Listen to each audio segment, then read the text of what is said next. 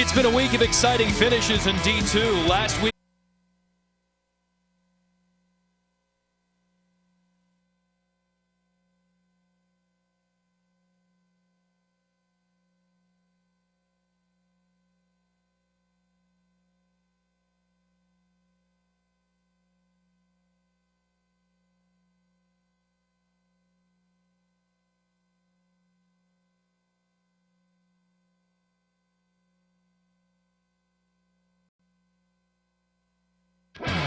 it's been a week of exciting finishes in D2. Last week at Florida Southern, our game of the week went to overtime on this.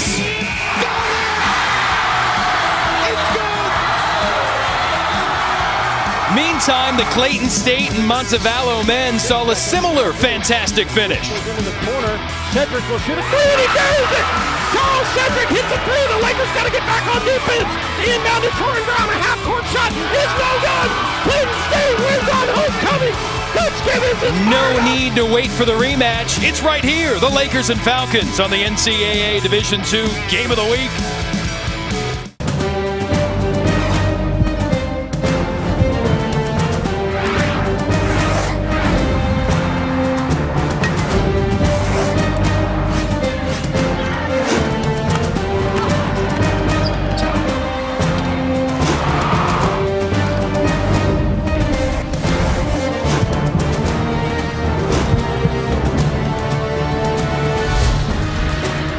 About 35 miles south of Birmingham on campus of the University of Montevallo and inside Trustmark Arena, ready for the rematch between the Falcons and the Lakers. Clayton State, Montevallo here from Alabama on the NCAA Division II Game of the Week. Hi there, Jason App. Welcome to Alabama alongside Amy Lawrence. How about that crazy end of the game last week between these two teams? Second meeting coming up right here in Montevallo now with a chance for a little bit of payback on its home floor. Oh, this is the atmosphere you live for in college basketball. Deep in conference play with playoff spots and seedings on the line. And for the Lakers to steal that game against the Falcons and then celebrate on their own court, the Falcons took that personally. They're near perfect at home this season, and they will be looking for revenge today. Clayton State is coming on strong, maybe the hottest team in the Peach Belt Conference, in part because Andrew Bakanoff is back. They've won 5 of their last 6 because he is big and strong and athletic. He gets up and down the court, but he really makes a difference in the paint. And now that he's healthy, he's a double-double threat, Jason. If he gets position on the block, he'll use his size, his strength, and the glass to score. This Montevallo program lost in the D2 National Final last year. Teran Brown among the newcomers. He can do a little bit of everything. He is just a sophomore, but he fits in so well because of his skill set. He has great court vision. He's a wizard with the ball in his hands, and he's coming off a career-high 31, can also shoot from the free throw line if he gets there. He is the engine that makes this machine run. A little quirk in the schedule, so the Falcons and the Lakers meet again for the second time in a week. Will it be as good a finish as last week? We're about to find out from Alabama.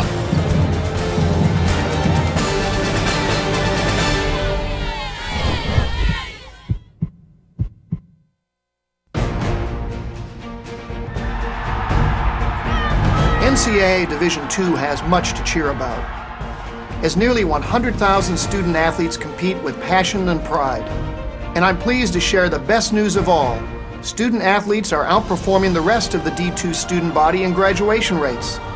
Just another reason why you'll hear us say with pride, I chose Division II. Learn more at d2sa.org.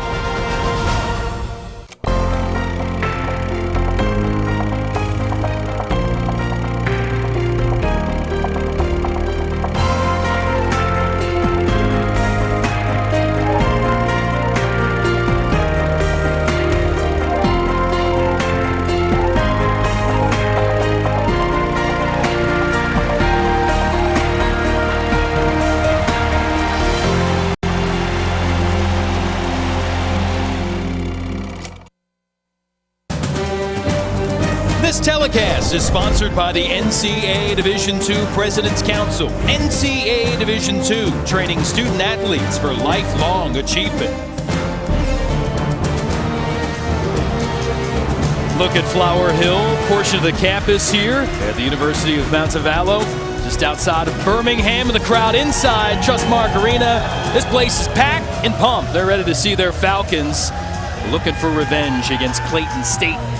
In this matchup between teams from the Peach Belt Conference, look at the starting units for both teams. First of all, for the Lakers, Dobbs and Dukes in the backcourt, and Omari Murray, they talk about him, he can score, and all he ever gets are layups. Now this guy can get to the hoop, Jason. He is a slasher, he's a driver, and he finishes. Coach Gibb told us that he never misses when he is up close and personal with the hoop. Montevallo, Hightower, Fitzgerald on the interior, but the three guards for them, Teran Brown, Jonas Brown, Ryan May, can all fire it in from deep. This team leading the nation at the start of the week in three-point percentage, the Falcons. As for the Lakers, Gordon Gibbons, 12th season at Clayton State, successful wherever he's been in the Division II ranks. Danny Young, 10th season as the head coach at Montevallo, and he's got some quirky things he likes to do before games. For more on that, let's check in with the third member of our broadcast team, Kat Anderson. Hi, Kat. Hi there. Is after losing to Clayton State last weekend, Montevallo isn't taking any chances at today's game. They are following all of their superstitions to the letter, starting with Coach, who places his Coke on top of the left-hand corner of the cooler in the locker room before every home game. He says that aligns the universe in the Falcons' favor every time. He also made sure their good luck charm, Alfred Kojima, is keeping the book today. Coach says when Kojima kept score for them in the postseason, they kept winning. And then there's Travis DeShazer, who says his ritual of eating gummy fruit snacks before the game is what gives him the Midas touch to shoot three-pointers at a 50% clip. So say what you will about silly superstitions, but these Falcons are not messing around. Kat, thanks. Alfred's in his spot, Coach and his team in their spot. A lot of superstitions. How about the keys to the game? No superstitions here. What do these teams have to get done to win? This is all about heart and work ethic. And for Montevallo, the intensity has been down over the last several games. It's why they've lost back-to-back games, including the one to Clayton State a week ago. They need to amp it up and protect their home court. As for Clayton State, it's most important to protect against the two Browns and Ryan May on the perimeter because they can shoot the rock. Ready to go. Clayton State, the dark uniforms, winning the tab. And we're underway here from Alabama. And the Falcons, 15-8 this season, 11-5 overall in the Peach Belt Conference. And we alluded to it earlier, lost for the first time at home earlier this week. Back-to-back losses for the Falcons. But they haven't dropped more than two in a row all season, Jason, so this is important for them to protect their home court again here. Dobbs on the inside, hits the deck, and a foul there against Montevallo. As you look at the series history, that last meeting, the last second game-winning bucket for Shedrick a week ago. But a year ago, Montevallo swept both meetings as backing off gets it going for the Lakers. Way too easy, perfectly designed play off the inbounds. Backing off just comes down from the high post and is there in position. And once he's got the ball there, there's very little chance he isn't going to make you pay. Missed the first 13 games, his 11th game of the season so far for the senior from Orlando. And giving Clayton State the inside presence it had lacked earlier this year. A nice knife to the cup for Teran Brown. Coach Young told us that when Teran Brown has the ball in his hands, amazing things happen. He's a wizard with that ball in his hands because he can get to the hoop, but man, wait till we see him yank the chain on the three-pointer because he has one of the smoothest shots I have seen in college basketball. We're joking watching their practice yesterday. Do these guys ever miss? Everything was going in when they fired from long range. A rebound underneath for Montevallo, hauled in by Jonas Brown. And Brown isn't even the best in terms of three-point percentage. Ryan May, who's got the ball in his hands right now, hits 1 of 2. 1 of 2 from downtown. He's tops in the Beach Belt Conference. 52 threes on the year for him. Hightower underneath, can't get it to go. And the push here for the Lakers in Shedrick. Coach Gibbons is expecting this to be a battle that starts on the inside with the big guys, Bakanov and Hightower, both double-double threats. He is expecting them to bang around, though they do like to start at the high post and see if they can get a high-low. A little bit different feeling to this game than the matchup a week ago. The Lakers fell behind on homecoming 11-zip before Montevallo and got things going around as the Lakers responded with their next 12 against Montevallo. So it was an 11-0 run, then a 12-0 run. The rest of the game, though, 9 lead changes, 7 ties, and of course it goes down to the wire with the Shedrick 3. Coach Gibbons said he called timeout before the first media timeout after trailing 11-zip and told his kids, hey, the crowd, it's homecoming, they're groaning, you guys got to turn it around. And they did, and got things going in the right direction. It led to a wonderful finish. Shooting-wise, neither team really in rhythm yet, maybe because of the early start. 11 o'clock local time, plus when you're in close like Hightower, those are easy. I think it has to do with the atmosphere as well. You would expect some nerves. It's the first time that Montevallo's ever hosted a nationally televised game on their own court. And while they have been in the spotlight before as part of the D2 National Championship a year ago, this is different because everybody's looking at you right now and they know they're not playing their best basketball, so it's important for them to get off to a hot start, Jason. Underneath, Dobbs trying to shake free, and he's fouled on the interior. Brown with a nice job finding Hightower on the baseline, and Hightower giving him the space to operate as well. So Hightower backs up, not only finds himself open, but allows the defense, or forces the defense to make a decision. Fouls on Jonas Brown, second as a team on Montevallo. Shedrick tracking back to get that inbounds pass. We were here at practice yesterday, Jason. There was some major intensity. You had one kid end up with 12 stitches, another with a broken tooth for Montevallo, so they are amping up the intensity like their coach has told them they need to. And Jonas Brown, as the walk is called against Clayton State, Jonas Brown collided with Silas Mills, so some stitches for Mills and some dental work needed for Jonas Brown at the start of the week after cracking a tooth. He's going to wait until Monday. Forget the tooth. This is a major basketball game on your home court. So he was still going to the bonfire and the party last night here on campus, and that tooth can wait. It makes you look fierce having a cracked tooth like a fang. Teran Brown. Kick out. Jonas Brown. In and out. We joke about tight rims, but really it's tight people right now. They're just nervous, and you can tell because normally those shots would go down. But it was a perfectly designed play to leave Brown all alone on the baseline. Backing off, able to save it, but Teran Brown creating havoc. Gets the steal. Can't finish. Held basketball the call. And the possession arrow favoring Montevallo. And they'll have it when we return. Low scoring in the early going. These rivals in the Beach Belt Conference getting after it here in Alabama. The Lakers and the Falcons step aside for a moment. 4-2 in the early going here for the home squad from Montevallo.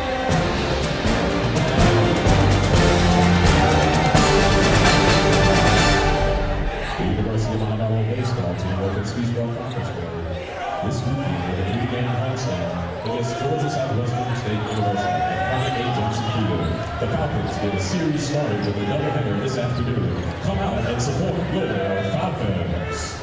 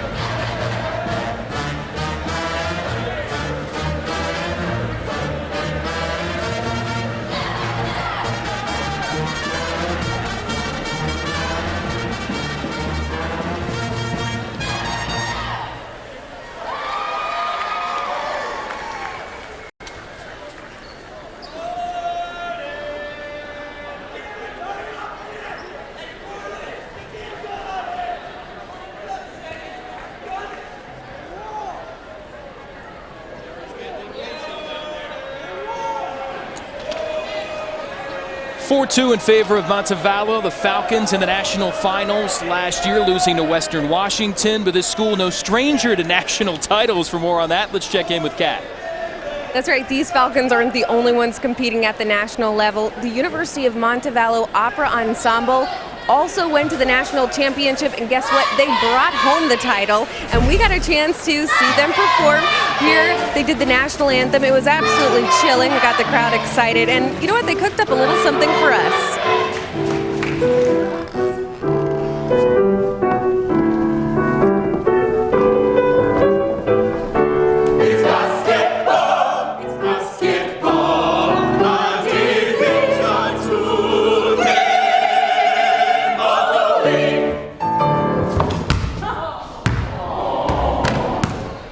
Thank you, ladies and gentlemen. Glad to have you guest starring here in the NCAA Division II Game of the Week. Montevallo Falcons here trying to make another push for the postseason. Both of these teams are. And talking with Danny Young, the head coach of Montevallo, we asked him what did he learn from last year's experience in trying to build new guys and trying to find a way to motivate them after kind of being flat last half dozen games or so. And unfortunately, they haven't learned from that experience, at least not at this point. This is the part of the season when basketball teams typically hit a wall. Your younger players as well. They've had some injuries. He is a little upset with the way that they're playing, though, because of a lack of sense of urgency and motivation, and that leads to poor execution on both ends of the court. So he was honest about it. He made his team watch film for the first time this week. He hardly ever makes them watch film, and he said they weren't thrilled about that, but he's trying to communicate to them that the end of the season is here, and you need to put it all out there on the line. Hightower inside, pretty good look, can't put it in. And gets another chance, fresh shot clock to work with here for Montevallo. In fact, we asked Danny Young, has he looked at the tape of the national final last year? And he said, I watched the introductions. They were kind of neat, but as far as looking at the whole game, didn't want to relive it. He said he's not one for watching film either, but realizing that he needed to go back and see what was keeping his team from playing its best basketball. This is the time of the year when you want to peak, which is what Clayton State is doing. They won 5 of their last 6. Their last 2 losses have come in overtime. They're healthy, and they're peaking at the right time. Corner 3 on the way, short from Tony Dukes. And both teams shooting under 30% from the floor so far. I would like to say it's the defense, but I think it's more the atmosphere, the nerves. They're not yet settled into a groove. They know last week's game went down to the wire. Fitzgerald on the take. Tapped out, Clayton State basketball. Something to keep an eye on will be the offensive rebounds. Montevallo has a pair already. Haven't been able to convert those into points, but second chance points can be so critical, especially in a close game. And Coach Young told us that he expects all 5 to be crashing the glass on the defensive end.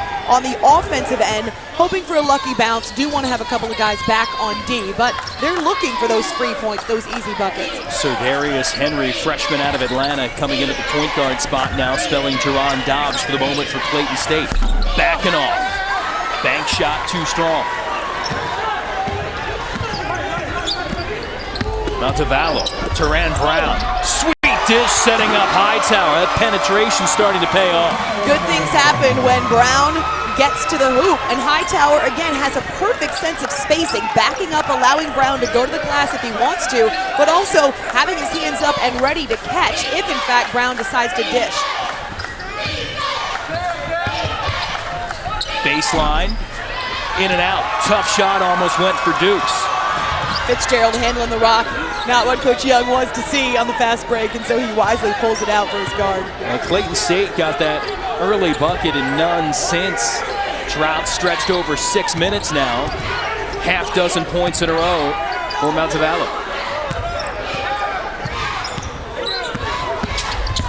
Fitzgerald. Up, under, and in. Nice job by Fitzgerald to realize I'm under the hoop. A, I can't step out of bounds, and B, I've got to position my body so that then I have a shot at a reverse layup. Veteran play underneath by Fitzgerald, and he had a double-double in their last game, so he can also produce both points and rebounds. One of 10 double-doubles he has this year. Backing off, showcasing his range. Big man draining a three. Well, we didn't talk about that in our open. Instead, talked about his size and the way that he can use the glass to score. He can score over both shoulders. But wow, so Fitzgerald now seeing an opening against Bakanov, does have a quick first step, but then realizes he's got to turn. I like the body control and the strength to get that ball up and over the rim. First three of the game for either squad. Again, Montevallo so dangerous from a long range, and they have not taken more than that one attempt from deep so far. Instead, trying to get things through Hightower in the paint. Kick out, open look, Jonas Brown. That's how they draw it up for the Falcons. Catch and shoot. All three of the guards on the perimeter. Throw DeShazer in there as well, but we're talking about the Browns and Ryan May. They're ready to shoot anytime the ball comes to them. No hesitation. Pop it as soon as you get it, and that leads to the defense being out of position because the ball swings so quickly and they're ready to go. Backing off, the fake. Hightower recovered. Open man. Can't put it down as Shedrick. And here's DeShazer running the show for the moment for the Falcons. Senior from Fayetteville, North Carolina. Nice to have a veteran who comes off the bench, whereas it's a freshman point guard for Clayton State. The Falcons have a veteran to come in and run the show. Hightower getting his touches and making the most of them. Timeout taken by Gordon Gibbons and Clayton State as the lead is out to 8 for the Falcons. And as you see this last shot, first of all, Hightower in the post drawing the defense, kicks it out to Jonas Brown, who has got his hands perfect position. Credit Hightower for threading the needle through the lane and getting it to his hands perfectly with that pass. With some zip on it, Brown just goes up and shoots it. And again, we watched them in practice yesterday. May and Teran Brown and Jonas Brown understanding that their primary job when they get the ball on the perimeter is not to look for someone else to pass it to, it's to shoot it. Well, for all the latest news, stats, polls, and more, you can visit NCAA.com. NCAA.com, the official online home for all 89 NCAA championships. You know, it's interesting, Amy, this unique dynamic of second go-around in this part of the conference schedule, playing a team for the second time in a week. We talked to coaches. Well, what do? Do you change things up? You throw somebody a curveball? Gordon Gibbons and Danny Young, kind of similar. You're going to prep better. We'll look at something that they did. If we didn't handle it well, we'll guard. Some of their stuff may be different. A little bit more of a chess match for the coaches this week. For the coaches, but I think when it comes to the players with such familiarity, these guys know each other so well. How about the backdoor beautiful pass to Shedrick, who wanted it and the got rivalry, fouled. the rivalry is such that there's no love lost. There's such intensity that you really can't change a whole lot. It's just about execution, Jason. Well, the fans here enjoying the rivalry at Montevallo.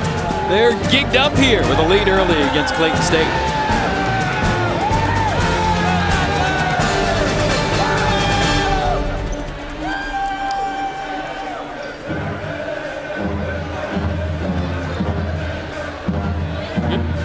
I don't know. I'm trying to get in touch with Sue and she's not talking to me.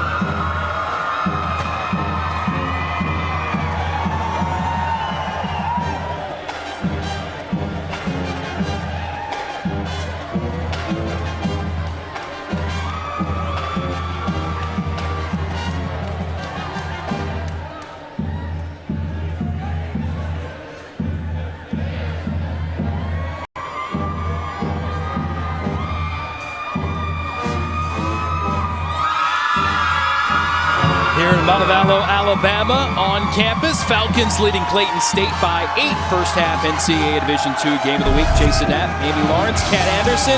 Where are we? Oh, we're about 35 miles south of Birmingham. This school founded in 1896. About 3,200 students. It's Alabama's only public liberal arts college. Member of the Peach Belt Conference. Former Major League outfielder Rusty Greer. Among the proud alums, and this campus is gorgeous. The Olmsted Brothers firm, they also did the Biltmore House in North Carolina, and one of the Olmsted brothers also designed Central Park in New York City. So beautiful architecture, a lot of the structures on campus, part of the National Register of Historic Places, one of the great college campuses in America. They are known for their theater, for their drama, and you can tell that they really have a flair for their art because it translates into their architecture. The President's House on Flower Hill is gorgeous. I would live there in a heartbeat. And the hospitality we've seen the last day or so, we might be packing up and moving here. How often do you go into a school to do a basketball game and the president hands you his personal card and his cell phone? So accommodating. They're so excited to have the CBS Sports Network crew here. Again, their first ever time that they've hosted a national televised game at Montevallo State. And you could tell early on the atmosphere is big for them and they're managing it, but definitely the Falcons have settled down. Still, Clayton State needs to find a rhythm offensively, but the defense is keeping them in the game. President John Stewart, Jim Herlihy, we'll hear from the athletic director coming up at halftime. Again, inside, now the kick out.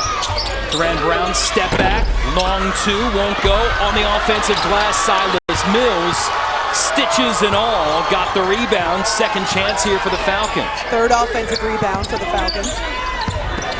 Hightower, spin move against Backenoff, tipped out to Shazer, settling, plenty of time with the shot clock here with 18 left. Jonas Brown lurking on the weak side, waiting for that skip pass. Hightower again, against Backenoff, offensive foul. And in that particular set, it was the same as we saw the Jonas Brown three earlier. This time Hightower chooses to shoot, but Backenoff with great position.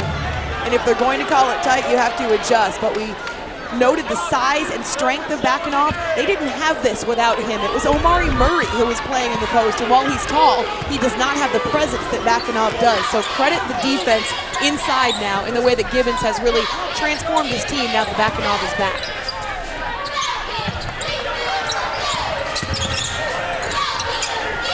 Well, the freshman, Henry, put it up, missed everything. Poor decision there by the freshman. Didn't have his feet underneath him, obviously. Duran Brown speeding down the court. And a block called there on Tony Dukes. So Duran Brown coming in with a full head of steam, but Dukes was still moving, still backpedaling, and in that situation, the call will always go to the offensive player, though there are times when you can look at their control and decide they're not in control. In that case, though, Brown still had his dribble and was moving toward the hoop.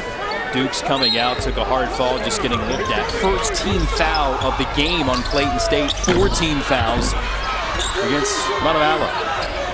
Backenoff trying to outlet for Henry.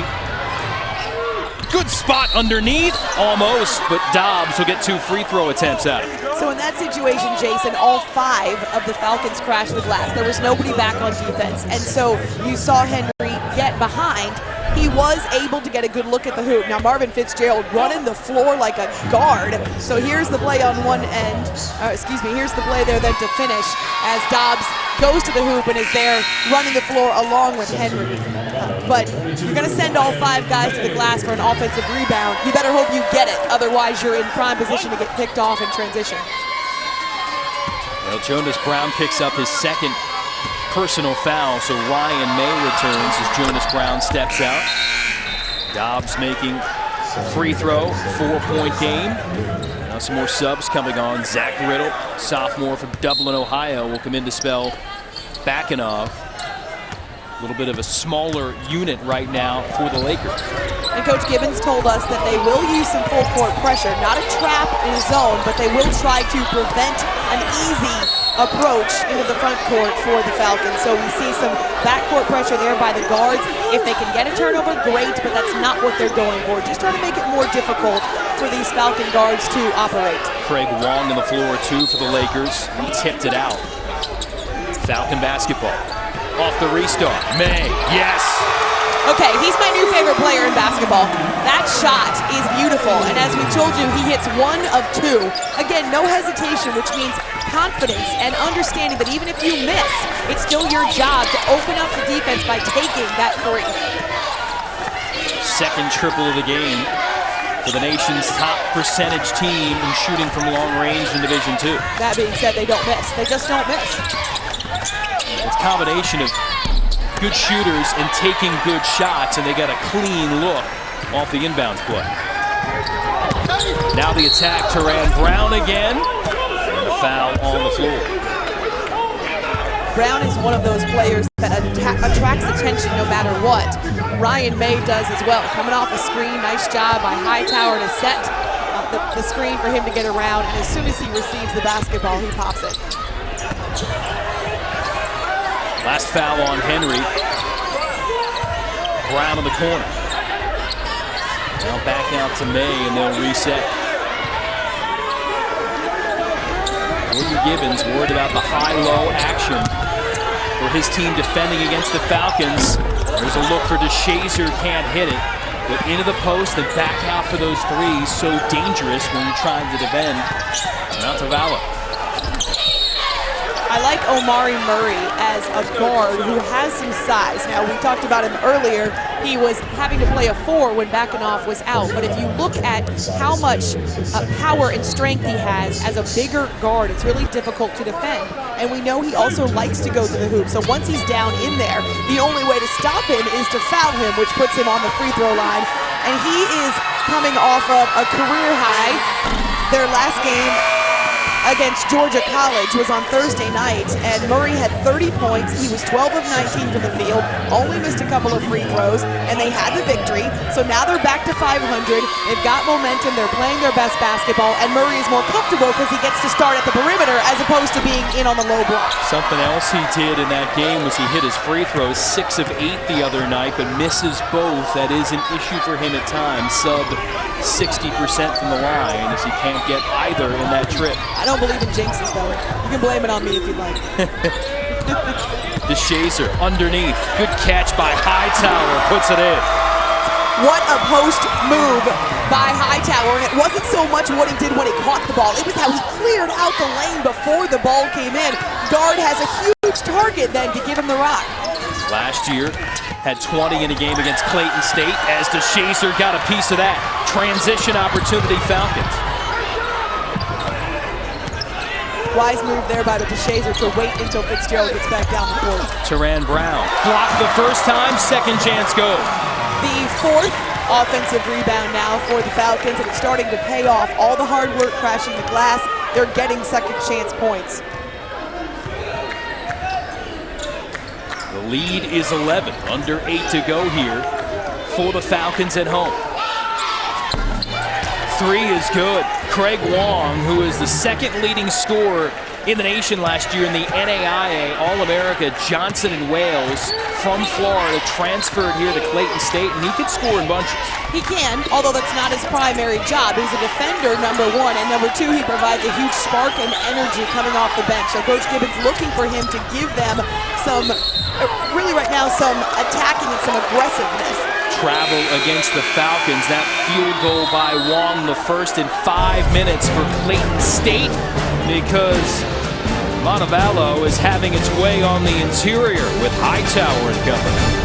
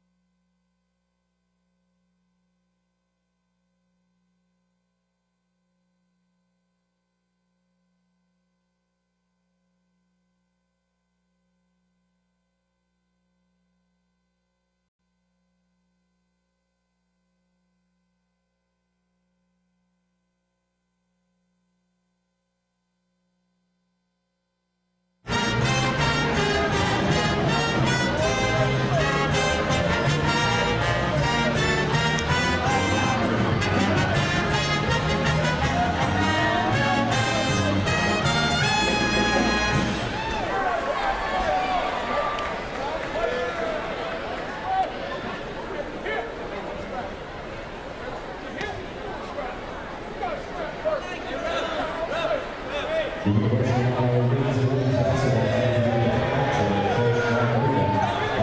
March 2nd, as the Falcons host Montevallo College on Senior Day.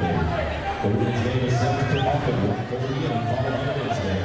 Come out and support your Falcons. Danny Young, head coach at Montevallo, has been questioning the effort, the execution of his team. Both have been there really all game long so far, including Dorico Hightower on the interior. I am so impressed with the way he moves along with the guards.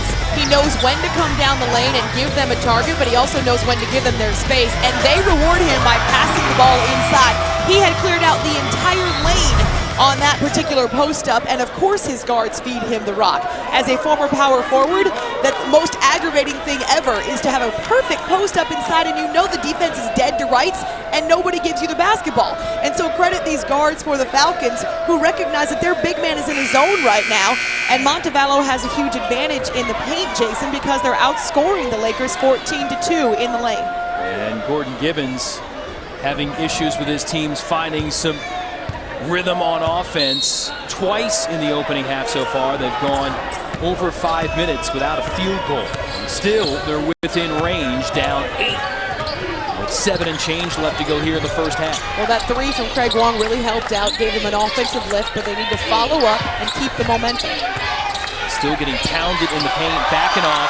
Had that bucket early on the inside, but really since then the Falcons have shut down the inside play. They're packing in the lane and daring the Lakers to shoot from the outside, to beat them from the outside, which so far we haven't seen a whole lot of other than that Wong three. The Lakers just 33% on the year from beyond the arc. May, step back triple. So he's not perfect, fine. He's pretty close to it, though. Rebound, back it up. See what the Lakers do to try to create some space. Dobbs, tough shot, yes. Nice job by Dobbs falling away, but still maintaining his upper body control. So often, when players start to fall away or their feet are not set, they're not able to get the ball up as high as they need to. But Dobbs, with the upper body strength, had no trouble there. Need a redshirt senior to get you the big bucket on the road. That's what Dobbs did, and now offensive foul against the Falcons. The slashing ability of the Lakers will keep them in this game. Love the fall away jumper there, as we talked about the great upper body control. And these guards are all capable of attacking the paint. And then if the defense draws up and plays them tightly, then they should have Bakanov underneath. Foul against Shazer for the screen against Montevallo. High arching shot from Duke's no good. Got his own rebound, scores on the drive. Make me sound like a prophet with the offensive rebounds. That's really going to be a key in this game, and so far they've been dominated by the Falcons with 5 of them. That's the first offensive rebound for the Lakers, and they make Montevallo pay. 7 straight points out of the timeout for the Lakers. We knew this was a possibility because of the way that they are both streaky shooters that are hot at the same time. Then you've got a ball game. Long battling for it, collided with Bakanov. The Falcons got it back. Teran Brown. Stripped. May. Unselfish play. Hightower no, and finally a foul. And yet 2 more offensive rebounds on that possession. You can tell that the sense of urgency and the energy is there in this game for Montevallo. Whereas Coach Young told us that last week a couple of rebounds bounced on the court in front of his players. They are going after every board. And rebounding is not just about being tall enough or jumping higher than the other guy. It's about boxing out. It's about the effort and the heart. And Montevallo is showing that tonight. Today. It is an early tip. It is. Danny Young looking on. And his team, that loss in the national final last year, 7 times in his first 9 seasons with the Falcons. He's taken the squad to the NCAA tournament, Elite 8 trips 3 times, including last year's run to the national final. Worked his way up the ranks. I will say this, Jason, you don't want everything to be easy. So the fact that they're going through a bit of a stretch here where they're not playing great basketball, that will prepare them for a postseason run. Teams have to fight through adversity, figure out how to stabilize, and get back to what works for them. And if Coach Young is frustrated right now, but his team recovers, it'll only make them better in the long run. Pull up, good. Shedrick able to knock it down. You can start to see the Lakers a lot more comfortable now in their offensive set. They're not panicking. They're not worried about the shots going down. They're executing the way they need to, and the shots are starting to fall. Best stretch of the game for the Lakers on the offensive end, fueled by good defense. Backing up, stepping in the passing lane to take it away.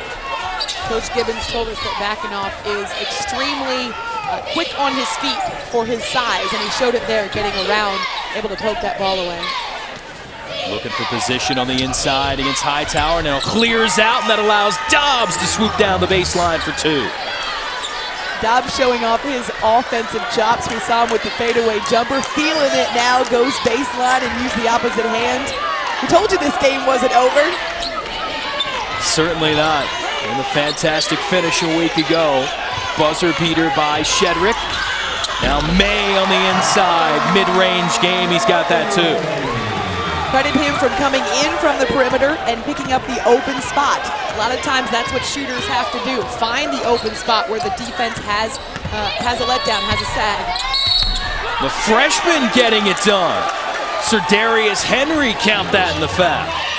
They're not settling for those outside shots anymore. They're realizing that they want to attack and make things happen, and it's working for the Laker guards. Henry will have the chance to finish off the three-point play when we return. Shedrick and the Lakers on the move here on the road.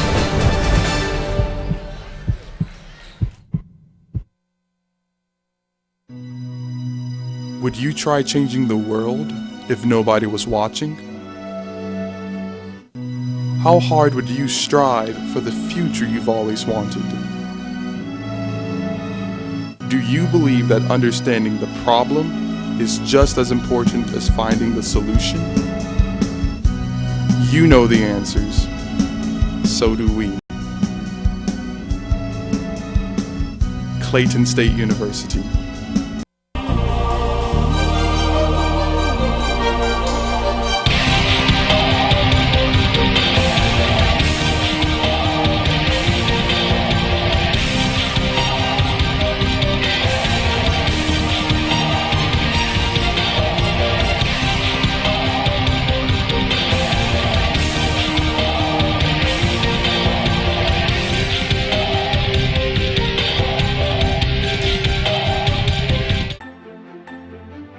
So, what can you do with a liberal arts education?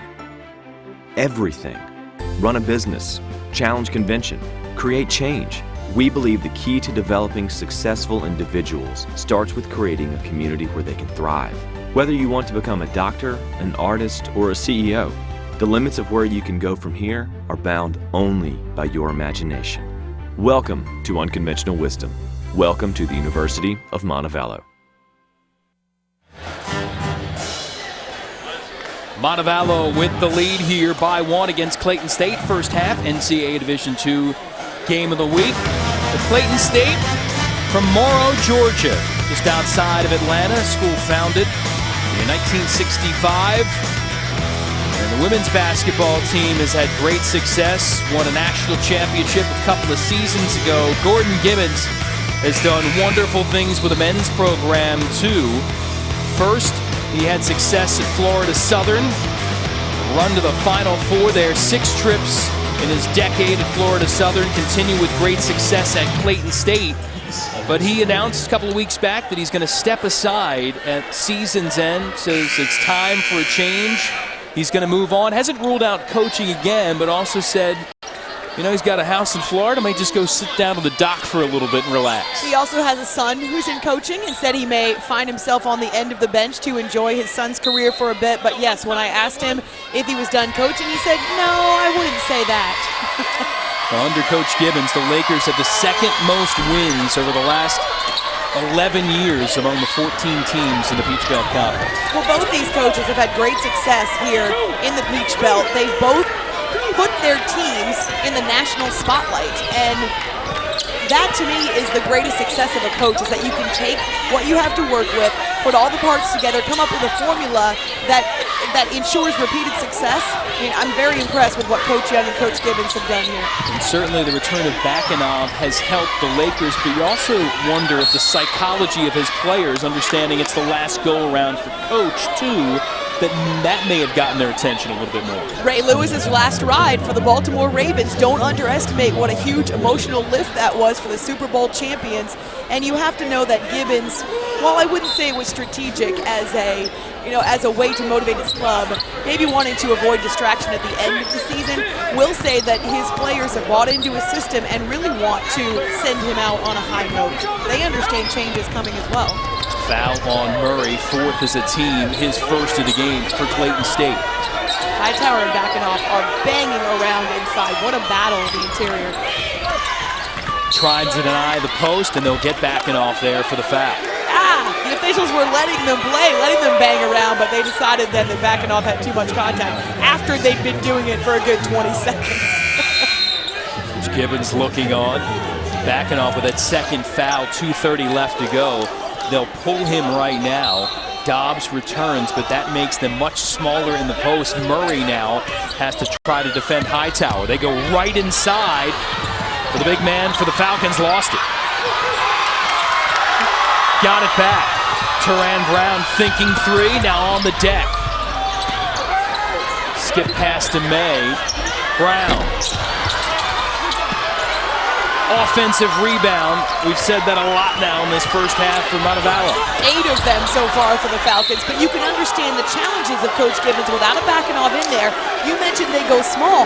They also go skinnier, Jason. They can't push around a Hightower inside, so he had an easy lane to that offensive rebound because Murray is not a power forward, and Hightower will eat that for lunch. Well, able to dodge it that time as they were able to get the strip away from Hightower. And the chance for Clayton State to take the lead. Maybe they had it momentarily with the first bucket of the game. Shedrick does it again for the Lakers. What elevation over the top of the defense there by Shedrick. He may not get as much attention as Omari Murray, but that's actually an advantage for the Lakers because he's their second option, and yet he is so good.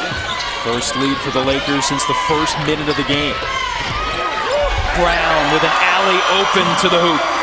Quick first step. Henry never bothered to put a body on him, probably would have drawn the foul anyway, but once Brown has his head down and gets by the defense, they need help in the back, which they did not get, and so he has an open lane to the court. Teran Brown with 6 points, averages 19, struggled shooting though so far, just 3 of 9 from the floor. Shedrick missed everything for Clayton State though, will stay at this end.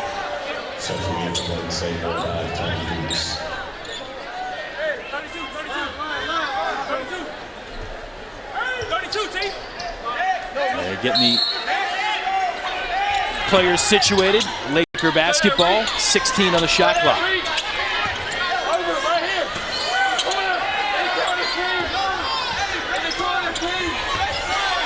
Murray.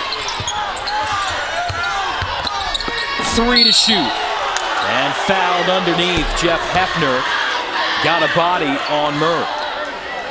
Almost had that steal out in the corner, did Hightower. Nice recovery by Murray, goes straight to the hoop, and then, yes, does get pounded on the head from behind.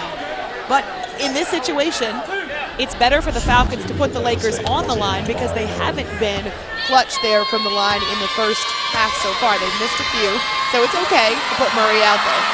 Well, Murray averages 15 points per game and now missed 3 free throws so far, but only 1 other shot attempt. And talking to Gordon Gibbons during the week, they do so much to try to free him up and get looks.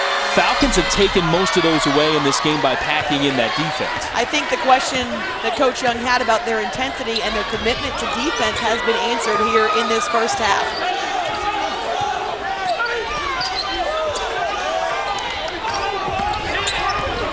Teran Brown, another strong take. He'll get to the line. Interesting story that he has, of course, because he's only a sophomore, even though he's already been enrolled at 2 other schools. I'll let you tell the story, Jason, but yes, Brown with the good crossover move, the strong upper body, it's really difficult to bring him down and get another big, tall guard who has such great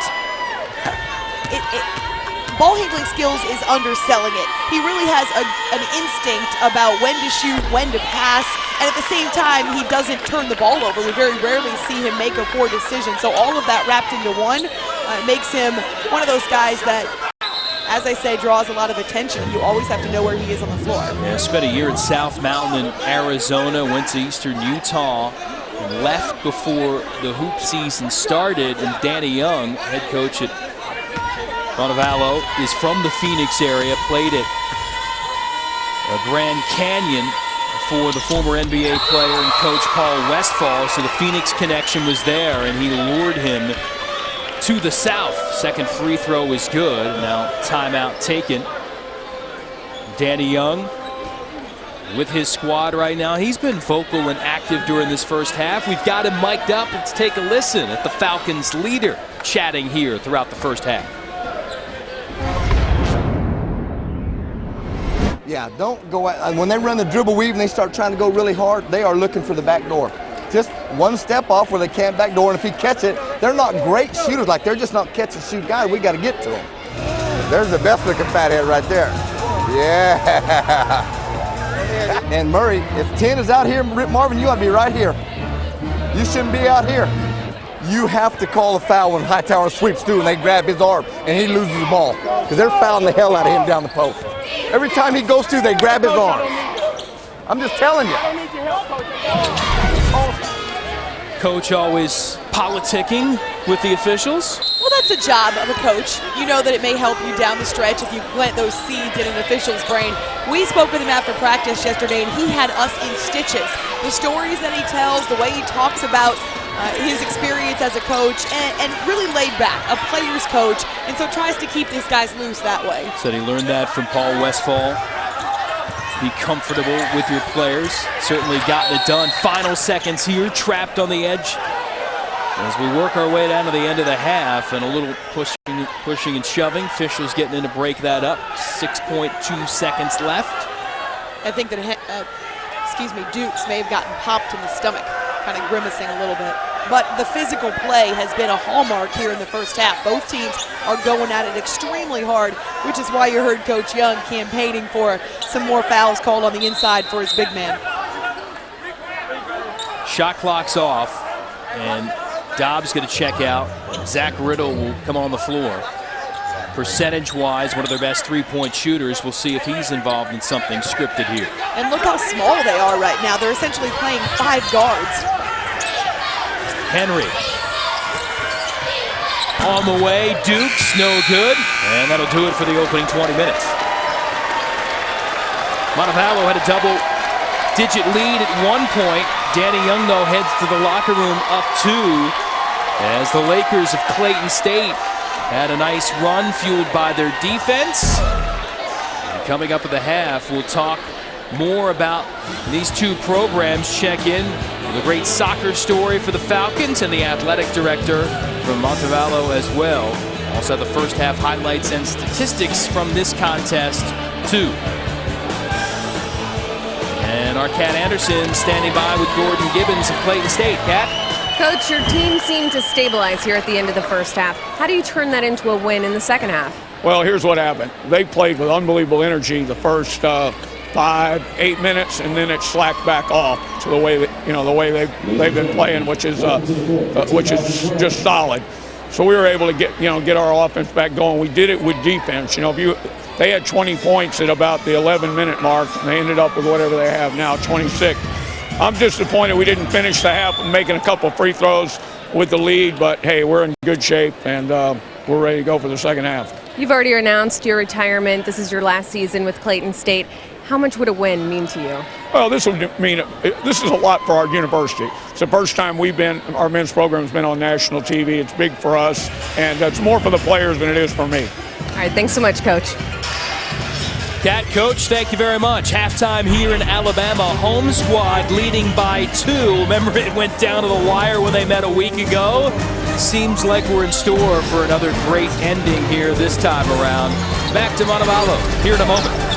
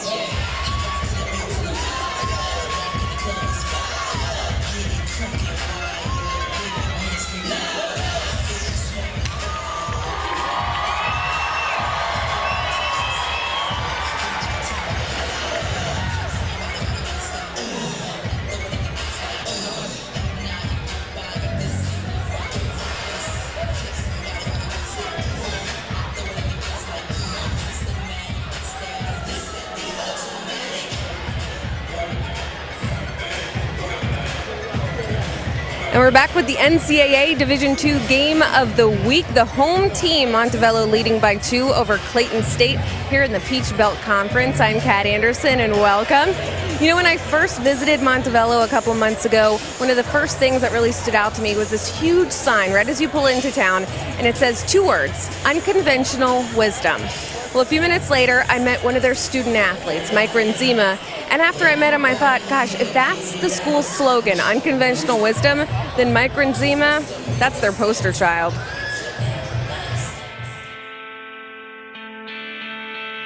Disasters have a way of defining us. We can choose to collapse or command, run or rescue. For a rare few, the response is automatic. That's what defines a firefighter. When everybody else runs out of a house and you run into it. That's what defines Mike Renzema. The only way to learn is to actually go into it.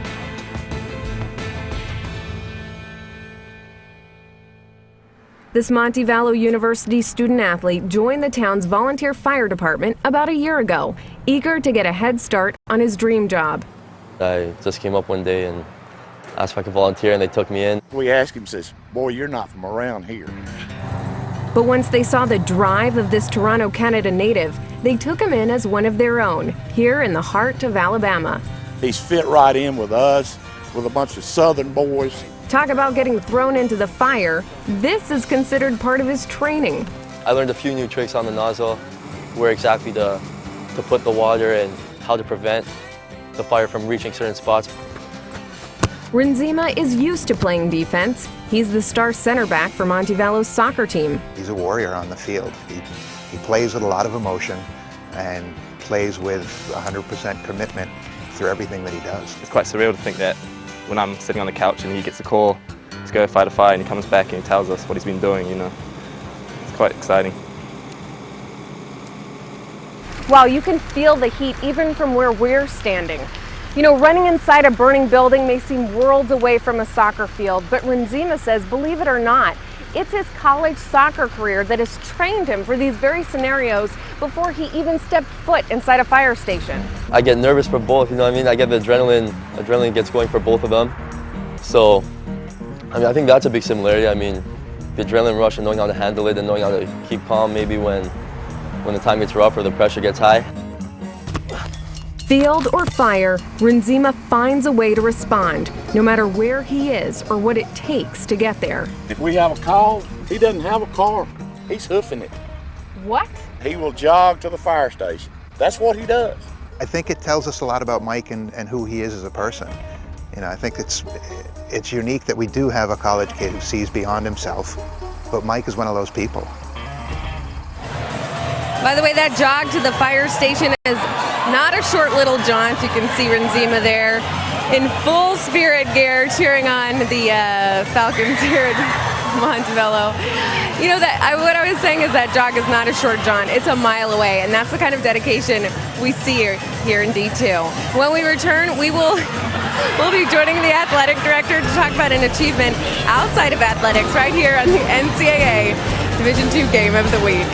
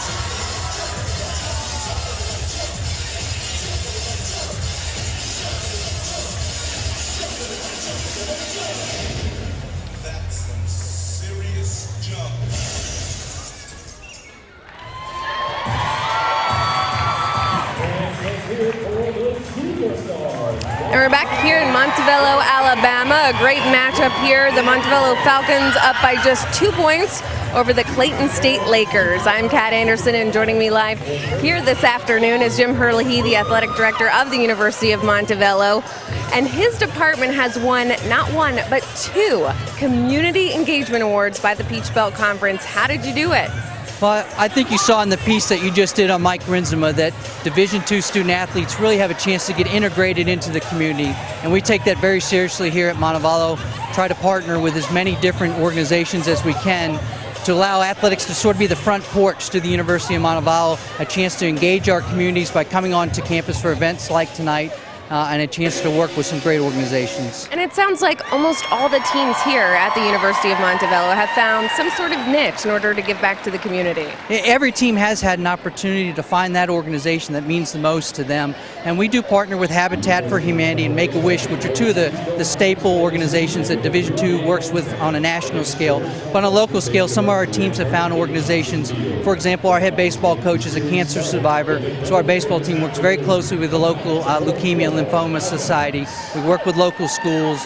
We work with the Boys and Girls Club. We work with Upward Bound, and you'll see some of those organizations here at the game today as well. Now, you are the athletic director, so I have to ask you about athletics. What are some of the highlights of your career here over the past couple of years? I think for us here, the thing that's most important to us is when a student athlete can confirm that they've had a really positive experience being a student athlete at the University of Montevallo.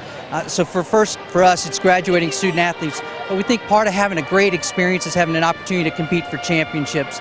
And over the last 5 or 6 years, almost every one of our teams has had that opportunity, capped by the men's basketball team making that appearance last year in the national championship game. In Division II, there's a huge emphasis on student and student athlete. Tell me about how your student athletes are doing. We're kind of a unique institution. We're one of 26 public liberal arts institutions in the United States. All of our degree programs here are at least 130 hours. And despite that, our student athletes post consistently higher grade point averages and are graduating at a higher rate than our student body at large. But it just shows that in Division II, we do attract the best and the brightest. All right, thank you so much, Jim Herlihy, the athletic director of the University of Montevallo. And we're going to take a quick break. When we return, Jason and Amy will be back with highlights, stats, and much more here at the NCAA Division II Game of the Week in the Peach Belt Conference, Montevallo, Alabama.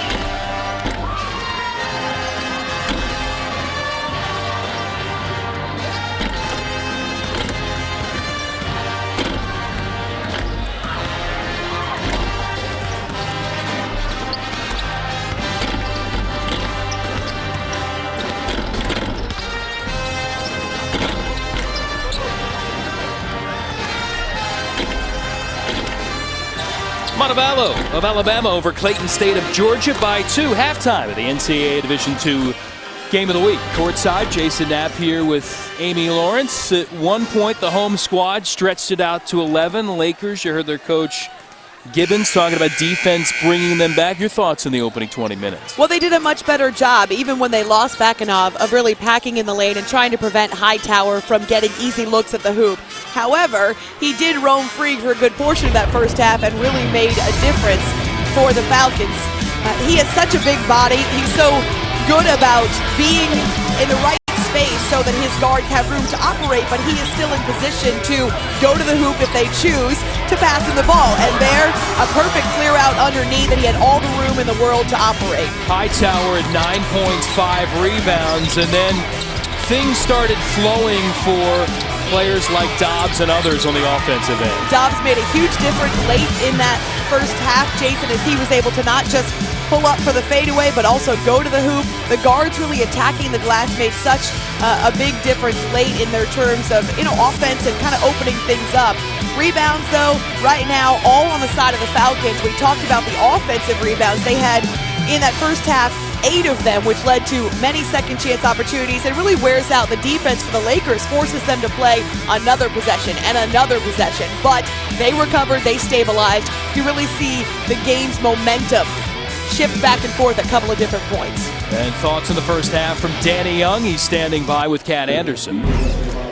Coach, just last weekend you lost to Clayton State on a last-second shot, and it's a pretty close game right now. What are you going to do to prevent that from happening this game? Same type of game we played them last week, and we've got to try to find a way to limit penetration, because their penetration is hurting us right now, so that's the big thing we've got to stop.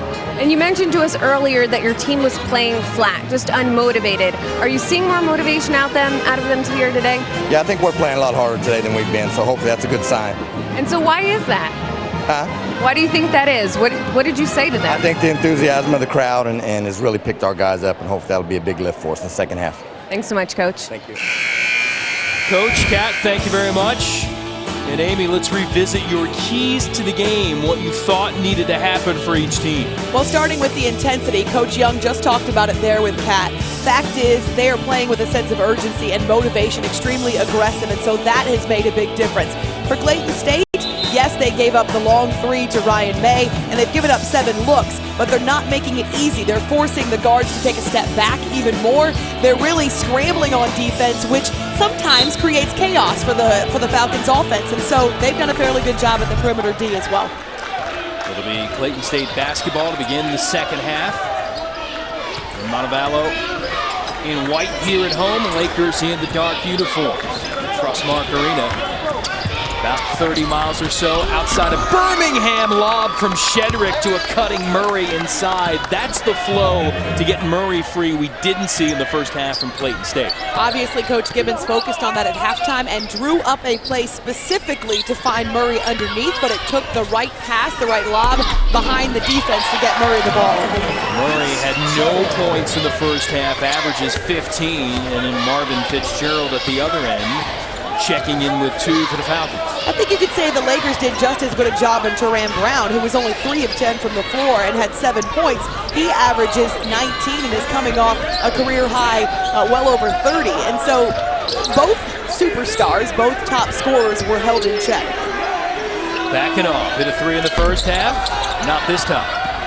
Should have followed his shot. That rebound was right there for him.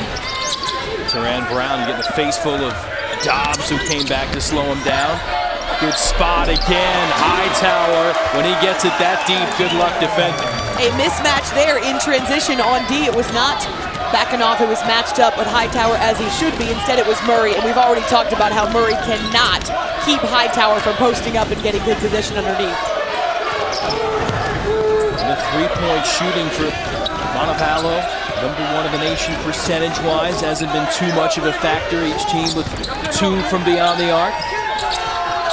Dobbs will try it from deep.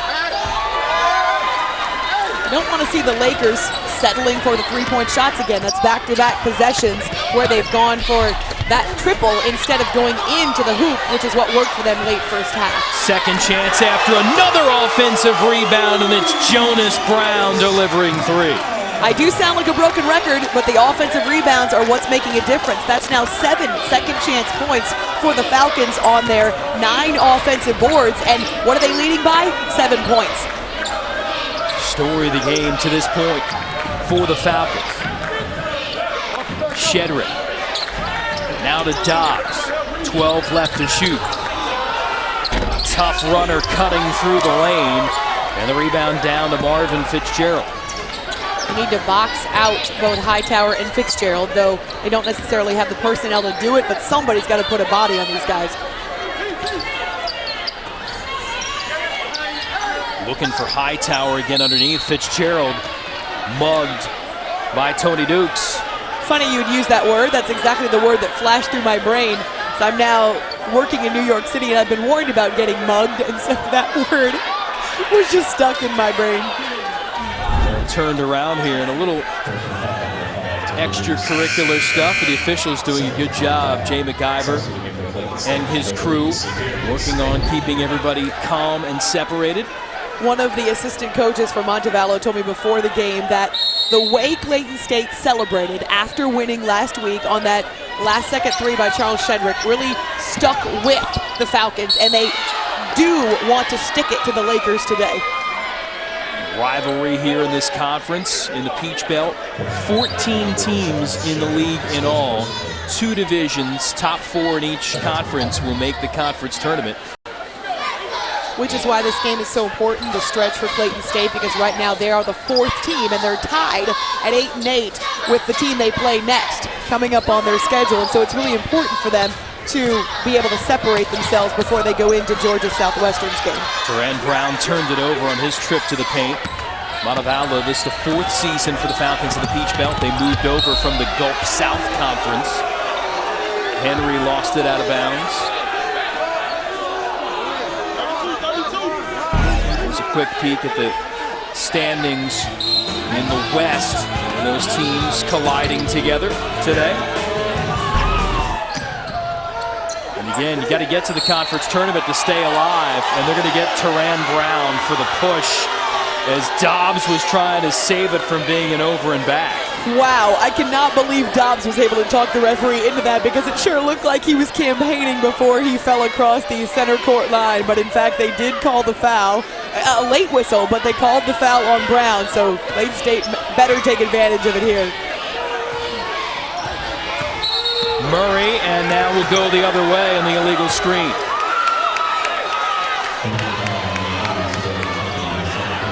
You're not allowed to move on screens. No matter what, you have to be set.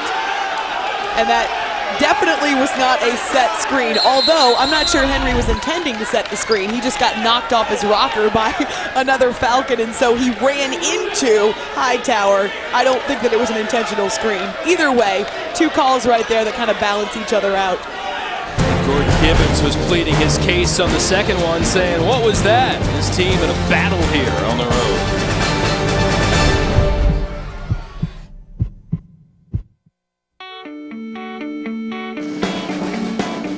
My name is Hillary Cox. I am a junior. I am a softball student athlete at North Georgia College and State University.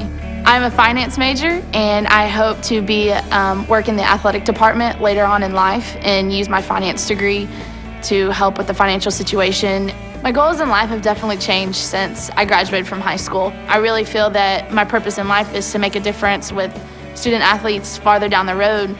I really like North Georgia because it is a very small town, and I really enjoy the experience. At games, we have several community members that attend our games, and we are very well known throughout the community. So being able to go out and be recognized and make a difference, and not just be a student, but also be recognized as a student athlete, is a really neat experience that I've really enjoyed. Finding the balance between academics and athletics was definitely a difficult task at the beginning of my college career. My coach was really influential in helping me realize that I had to maintain my academics to better improve my athletics and to remain eligible. So my first focus, of course, is academics, and athletics is just kind of the icing on the cake, and it's kind of a relief from my academic workload. This is my experience, my life, and this is why I chose Division II.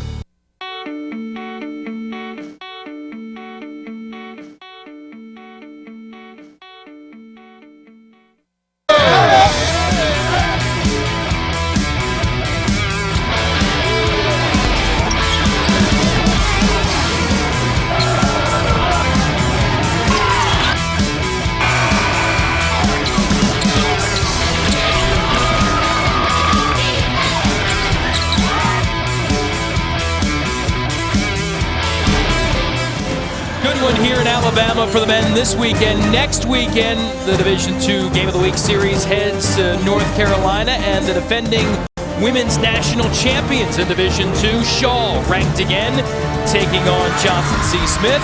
You can check out the game right here, syndicated locally as well. So check your local listings to find out the game in your area. Noon Eastern tip time. Each NCAA Division II Game of the Week also streamed live on NCAA.com.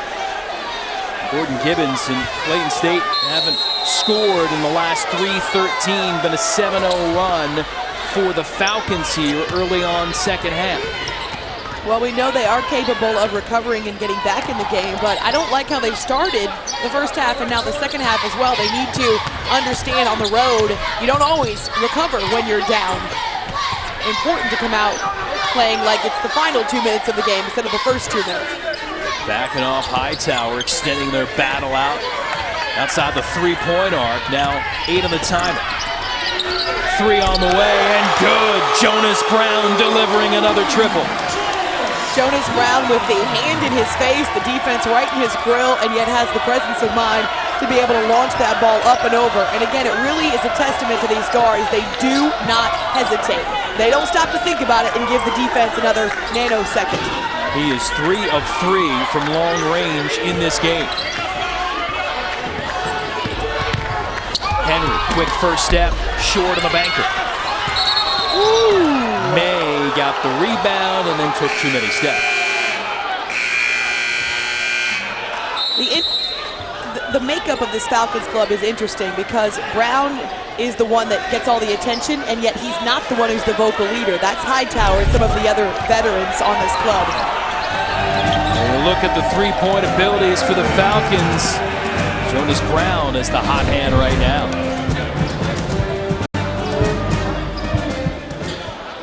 In Division II, we believe our student athletes should be engaged with community and learn civic responsibility. For example, in Pensacola, Florida, over 500 Division II student athletes partnered with Habitat for Humanity to help build 6 new homes. I have 2 children, 7 and 9, 2 boys. This will be our first home. It's a great life experience to be able to help people out. To see other ways NCAA Division II schools are engaging with their communities, log on to diicommunity.org. Every second your business is without power, lost revenue is adding up. So Agreco is ready with the largest inventory of rental power, heating, and cooling solutions. Driven by the local support of our 50 nationwide service centers. All to keep your business running. That's why we're trusted to power leading industries and events. For rental solutions, contact Agreco, the official supplier of power for the NCAA. I chose Division II because athletes graduate at a higher rate. I can stay closer to home And be an important part of the community. I chose Division II because I can double major. And take part in campus activities. I chose Division II because classrooms are smaller. Students have more time with their instructors. And I can compete for a national championship. I chose Division II for all these reasons and more. I chose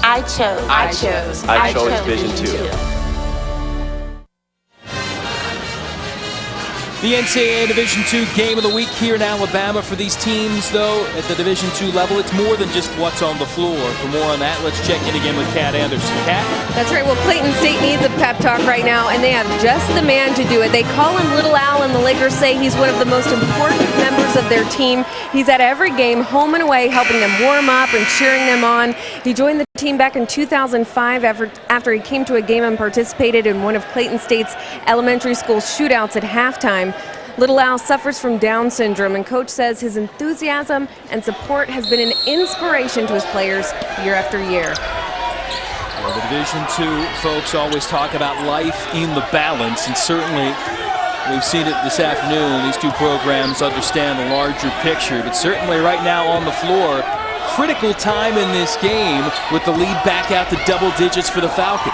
Little Al urging on his team. I went over and shook his hand before the game, and he is over there cheering on the bench as they're down by double figures. Got a great look for backing off, can't finish, and a shake of the head for him as he backpedals to get back on defense. That is frustrating because you're down double figures. You know you need a run. You have to put that ball in when you're 6 inches away from the rim. That's his responsibility. Teron Brown, beautiful move with a left hand that time. So impressive how he does not need any space to operate. He makes his own space. And again, always while handling the ball with such care. He does not turn it over. 9 points now for Teron Brown, scored in double figures in every game this year. 22-9 against the Lakers a week ago. Hightower rejects it inside. I was about to say, what a great move by Murray to find room near the hoop, and Hightower, the last line of defense. Look at the beginnings to the halves for the Falcons. Really story of the game. Clayton State has had some good stretches too. Right now, Montevallo on the verge of taking the Lakers right out of the gym. Foul here on the drive. It is extremely noticeable that the Falcons are going after every loose ball, that they are throwing themselves on the floor, that they are bringing that intensity on the offensive rebounds as well. You can tell that they have amped it up, and we saw it in practice. They went hard for about 10 minutes last night, the night before an early game, but they really were bringing the intensity. It's carried over to this morning's game. Foul on Dobbs, his first. Hightower again, another rebound and stick back. If I'm not mistaken, that is 10 or 11 offensive rebounds now, so they are in double figures, and Hightower doing what you're supposed to do, which is following your shot, making sure that you close it out before you turn and go down the other direction. In more than 6 minutes without a bucket for the Lakers, and another offensive foul on an illegal screen call. That one against Murray as you look at Hightower's job on the inside glass. We've seen a couple of perfectly designed inbounds play, and one for backing off for the first half. Same there for Hightower, coming down from the high post. The screen takes his defense out of the equation. He has perfect position, and though his first attempt does not go down, what does a senior do? He makes sure that he follows it in the next time. Check the foul on Murray. That's his third. He exits for the moment for the Lakers. Again, a couple of droughts of more than 5 minutes without a field goal first half for the Lakers. They came back, but now the Falcons may be administering the knockout blow. That's Ryan May, triple time. 5 feet behind the line. Do you know why he's my favorite player in college basketball? The sophomore plays in the shadow of Teran Brown, and yet he takes advantage of every opportunity. Brown there drawing the defense, seeing his teammate wide open. Why is he wide open? The defense should not be flying at him, and yet he is 5 feet behind the line and ready to shoot. Probably could have backed up to half court and made that as well. I need to stop raving about this. I can't help it. He's so impressive as a young guy. He'll be around for a while. Well, part of the issue in trying to defend Danny Young and the Falcons is that the three-point ability, and Gordon Gibbons was clear when we talked with him during the week, it's not one guy or two guys, it's all three perimeter players shooting in the neighborhood of 50% from long range. Who are you going to guard? And then when you do step out to guard them, guess what happens? You leave the middle wide open for Hightower and for Fitzgerald, and we've seen what happens when Hightower gets position in the low post. So this team is the complete package if they can do what their coach has talked about, which is bring the intensity every game and understand that these seniors especially, Hightower, Fitzgerald, and Jonas Brown, they're facing their last stretch run. This is it for them. So it's now or never. Henry in and out on his three ball. Rebound down the bench. Teran Brown. And he talked about his intensity, his vision is there too. Another quality look for Hightower. Fitzgerald battling, killing the Lakers on the glass of the Falcons, who are soaring right now. Good old-fashioned tip drill. You just keep jumping, you keep your arms up until the ball goes through the hoop, or you secure the rebound, one or the other. Second chance points. Dominant performance in that category too for the Falcons. And the drought continues for the Lakers on the offensive end. Wong trying to get it going and fouled on his foul line jump. So if you see all the big guys going inside now, Hightower missing the initial shot, goes up, tries to tip it again. And then on the other side, Fitzgerald crashing the glass, and not only do they have the position, but they refuse to give up and stop leaping until that ball goes through the hoop or it's taken away from them. We saw them in practice yesterday come out and go through the tip drill, and we know they have the leaping ability. That's where it comes into play because it's so ingrained in your head. You just keep jumping and tipping until something happens. Again, this Falcons squad, 6 returners from the team last year that lost in the national final to Western Washington. In the preseason, Danny Young will schedule tough, and in fact, they scheduled against some Division I teams and held their own. They played at Peru. It was a tie game with 12 minutes left. They lost by 9, and they also tangled with Ole Miss. That was a single-digit game in the second half before Ole Miss hit a flurry of threes to stretch it out to double figures, but they're battle-tested. It's a matter, I think, for them of kind of turning on that motivation switch. They're highly motivated today and playing at a high level.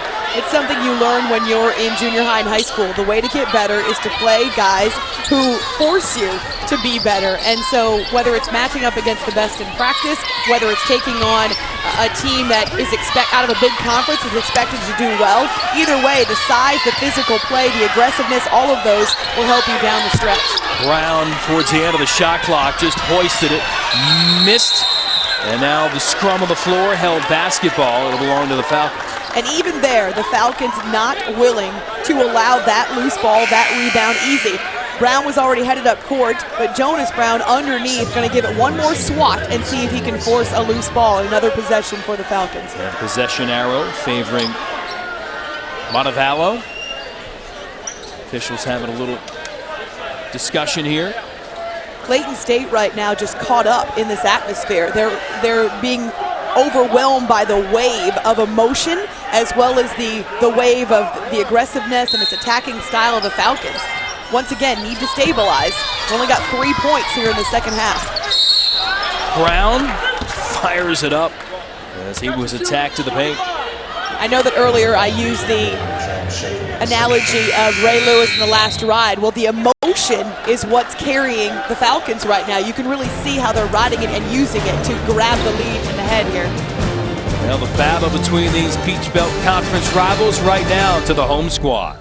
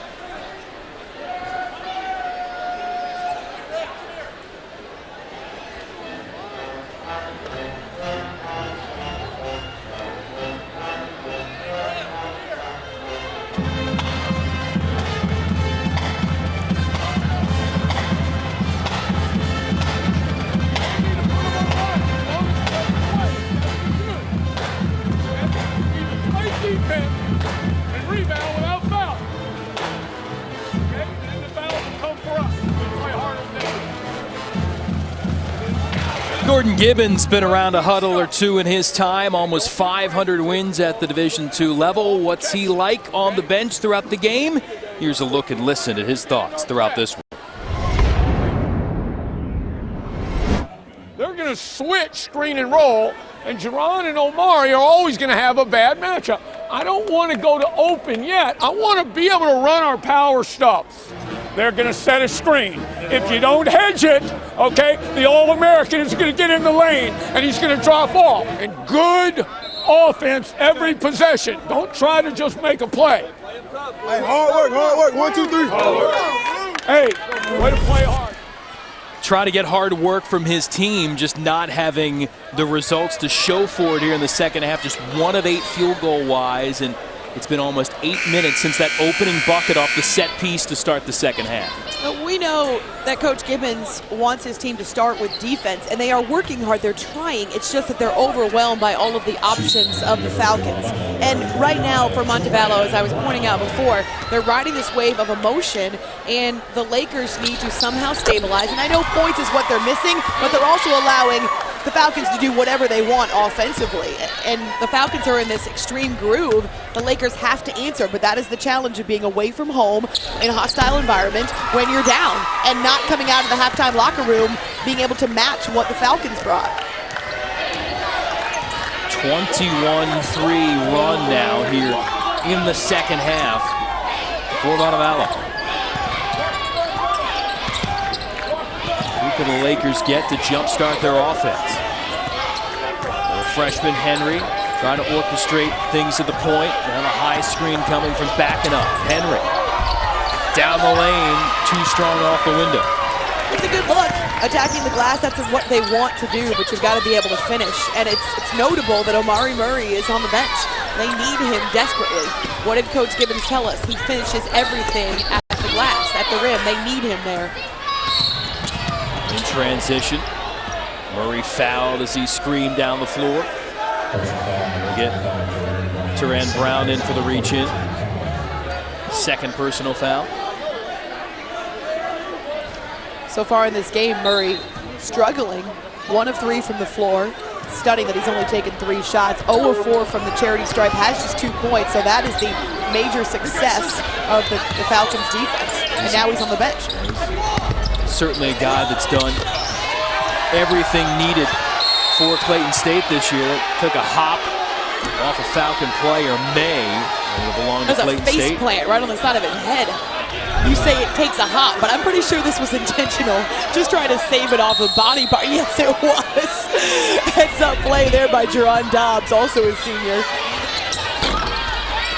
That won't help spirits in this rivalry of the past week between these teams. But for us, it provides great entertainment, great theater. Now May back at it.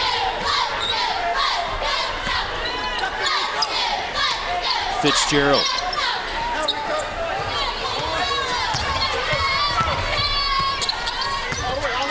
Fitzgerald, kick out, open shooter.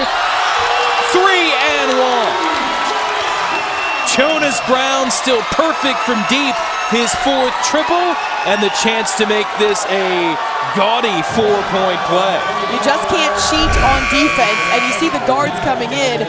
Well, there you see that Charles Shedrick shades in to try to protect in the lane, or maybe thinking that he's going to go in and get a rebound. Instead, he leaves just enough space up top for Jonas Brown to be able to nail that 3. You need to help, but you can't cheat. You have to stay true. We talked about how one of the keys to the game is for Clayton State to guard the perimeter, that perimeter D, and they're getting burned right now. You know, family of Jonas Brown might not like this, but remember, he's the guy that broke his tooth in practice the other night. His teammates may be coming after to knock him all out if he keeps shooting like this. Perfect 4 of 4 from deep. And the Falcons firing on all cylinders right now. You see that little chip there in the front after colliding with his teammate Silas Mills. He needed some stitches to sew up a little gash in his head. Now Teran Brown attacking the paint again. It's intimidating. Maybe he should leave it that way, at least for this season. Probably won't be quite as nice for his senior class pictures and the graduation pictures, but and we've had a variety of ailments this year in the Division II game of the week. We had a player lose a tooth in the middle of a game at Pitt State last month. That's awful. These guys from the Montevallo battling hard here and starting to showcase what a lot of teams saw last year is their abilities down the stretch and their deep push in the playoffs. Dukes finally making Little Al on the Laker bench happy with a big bucket. Duke switching hands in the air and finger roll that ball up off the glass, but a nice job by Bakanov up high to set the screen and allow him room to move down the lane. First field goal in almost 10 minutes for the Lakers. And now the Falcons turn it over quickly at the other end. And again, the big man Bakanov able to move around the post up of Hightower and get inside and force a bad angle on the pass. So credit the post D there. They've got to be doing this possession by possession, shot by shot to climb back into this game. You have plenty of time. There's still more than 9 minutes to go. Bakanov in the high post. Now the 3 in and out from Dukes. Now you look at the bigs essentially, and Murray getting a lot of touches on the way to the basket, but still inside as Brown drives an offensive foul. And Bakanov, remember, he's taken a couple of threes, so between those two, the looks on the interior for the Lakers have almost been non-existent. They sure have, and that can't happen because Murray is the catalyst for them offensively. The guy who, if he's not scoring, is drawing the defense inside because of his reputation and because of his danger at the rim, and is able to dish out. It's essentially the same formula for Teran Brown, only it's the other uniform, and Murray just hasn't gotten the looks inside, hasn't been the focal point. Bakanov now with position, double team comes, gets it to Murray, but what we're talking about, trying to loosen things up in the paint and get Murray some opportunities. You get the sense that the Lakers are not sticking through and being true to their offensive sets. Right now, there are way too many take the three-point shots, try to get points back in bunches, when what they need to do is go through their half-court progressions, their checkdowns, almost like a quarterback, so to speak, and figure out what the best option is. Murray able to hit from the free throw line. We haven't seen it in this game, and Gordon Gibbons was telling us when you see Murray a lot of times, if he gets it in deep, it's almost automatic. He said it's like a video game. It just comes out of his hand and boom, right in the hoop. And those free throws will help because he missed his first 4, but if he does go to the hoop, chances are late in a game, he will draw contact and get fouled and has to be able to close it out with the charity stripe. Amy Wong out, and the pressure here now from the Lakers. They'll fall back. Still heat on the basketball. Dukes all over to Shazer.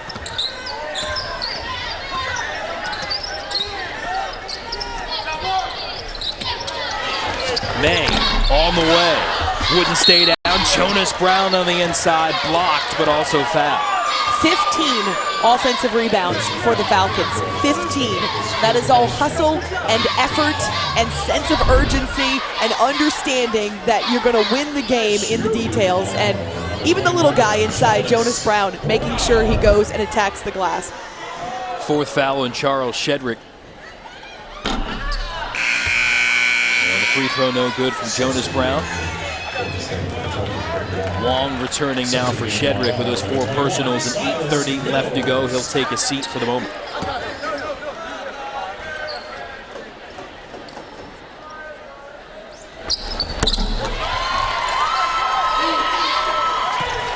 Kenny Young's team continuing to cruise right now with this lead.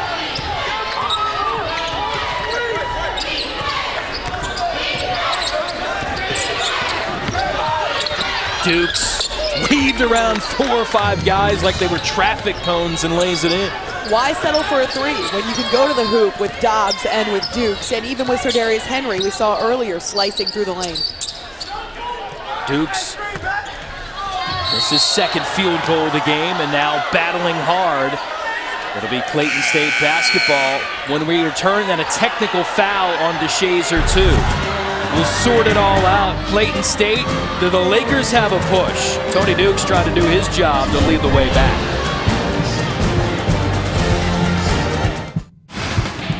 NCAA.com is your online destination for college sports.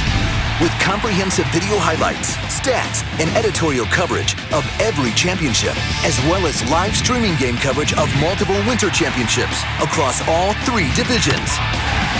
NCAA.com has in-depth and extensive coverage of your favorite schools and your favorite sports this winter. NCAA.com, the home of college sports.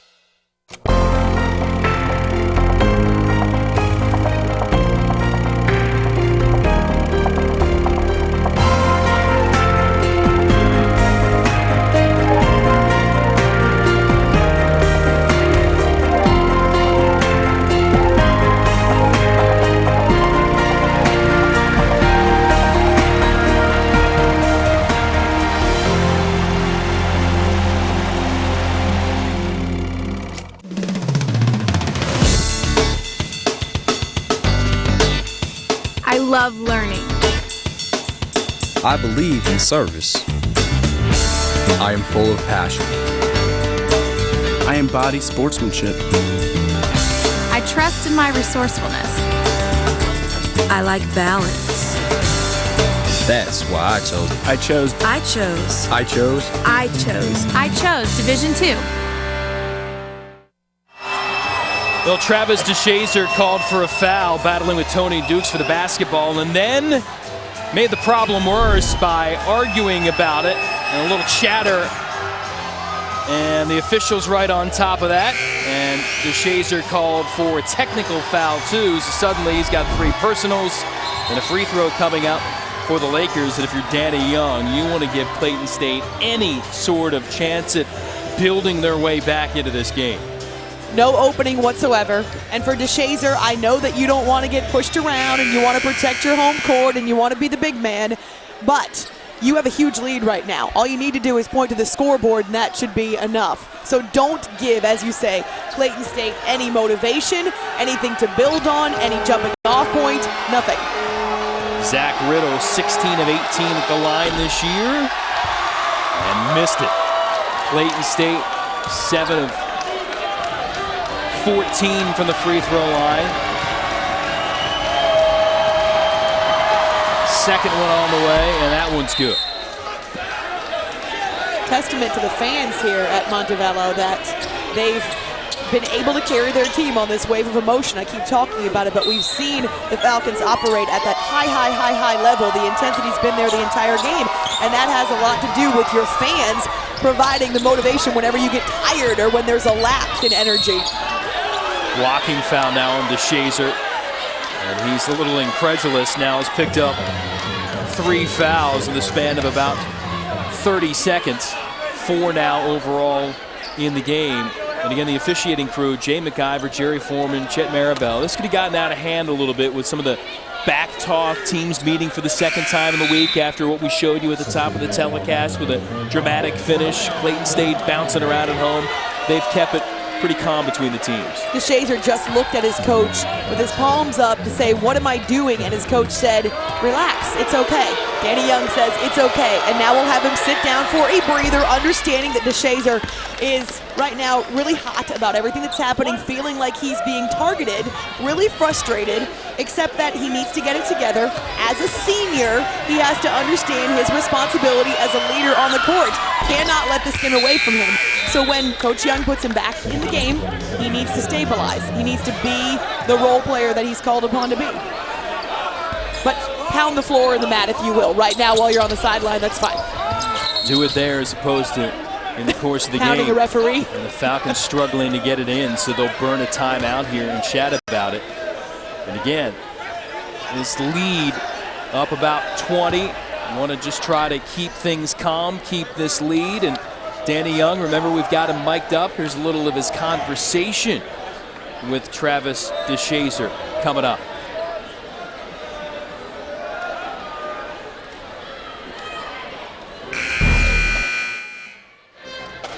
Walking over.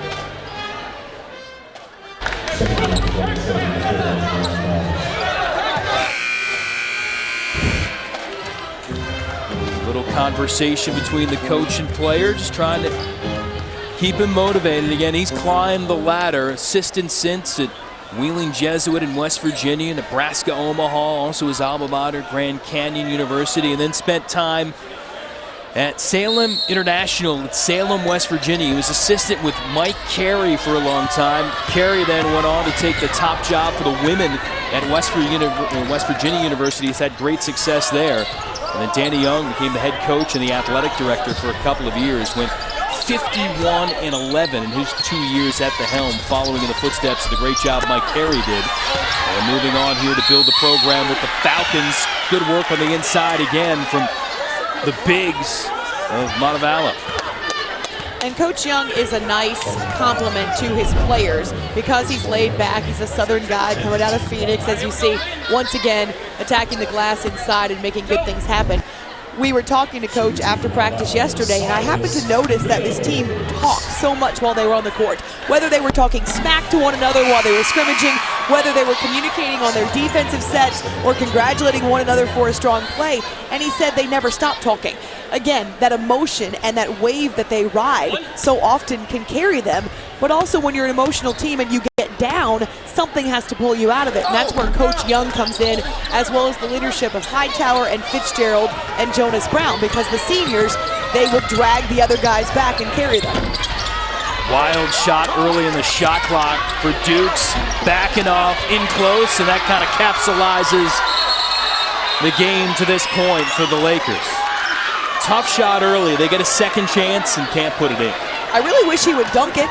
He's up close enough to be able to throw it down as opposed to finger rolling it up there and too much spin on the ball and it goes around the rim. I want him to show some force and ensure that that basketball goes through the hoop. So as you see, he's able to take the handoff, goes down the lane. He's right there. Just throw it down. The white man can jump. We know that. We've seen him. And backing off, coming back after injuries. Missed some time last year. Again, the wrist injury gave him some issues. And Gordon Gibbons talking about this summer. They played at an international event trip to Martinique. They actually were matched up against some guys that spent some time in the French national team program. Some big 6'10", 6'11", said backing off held his own. Then got hurt, sat out.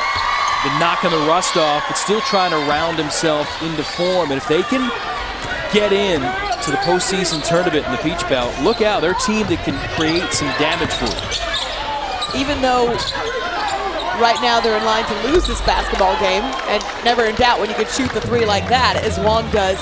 Even if they would lose today, they're still playing their best basketball of the year. Only 2 losses over the last 7-game stretch have come in overtime, and so they are peaking at the right time, and this would be a punch in the mouth, not a punch to the gut, but they can recover and continue to use the right formula. Trying to make a surge here on the fast break chance. Riddle can't hang on.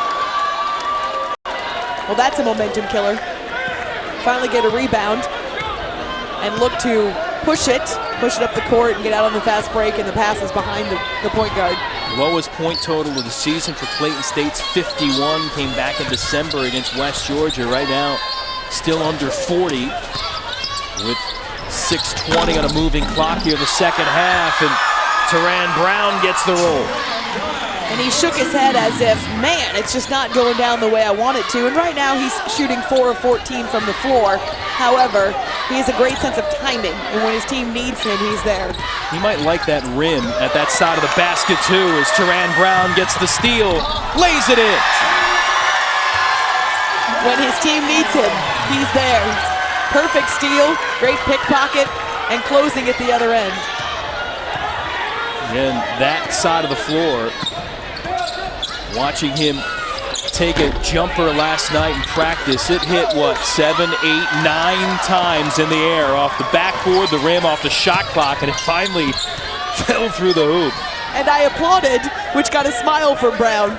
Coach Young told us later that was the only time he'd smiled because they'd been watching tape before practice, and that wasn't a whole lot of fun for the team.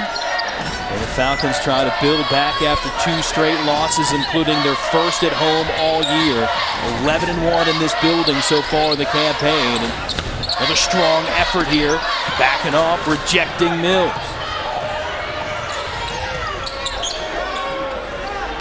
Henry, triple try goes. And timeout Gordon Gibbons. 5 minutes left, freshman knocking down a big shot.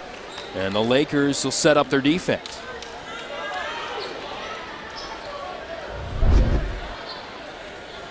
Teran Brown starting out and able to go with his left hand, then pull up and take the three, and gets the friendly roll, the body English. And what does he do then? Not rest on his laurels, but come back and pick the pocket of Craig Wong, unsuspecting, and takes it all the way in and makes sure that he finishes. And so back-to-back plays right there, both ends of the court where he's making an impact. And it's significant because Coach Young had told us they weren't playing with a sense of urgency. Well, here they are.